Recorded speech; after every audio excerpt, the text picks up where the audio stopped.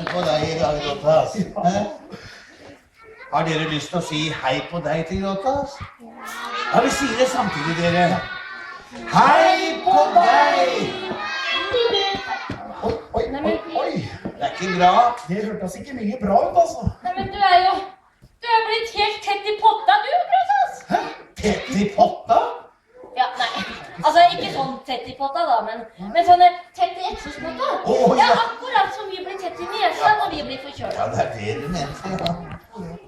Nei, det er ikke mye bra, altså. Nei. Du, gamlefar, Ja. se bort på den siden der sånn. Ja. Der er et sånt glass, Ja, og det jeg ser skal være helt klart. Og det er det ikke, altså. Nei, det er fullt av mørkt. Ja, det er det. Og det er derfor Gråtass ikke får startet, for han har fått masse rusk inni forgasseren. Å, ja. Men tror du at du greier å reparere det på gassen?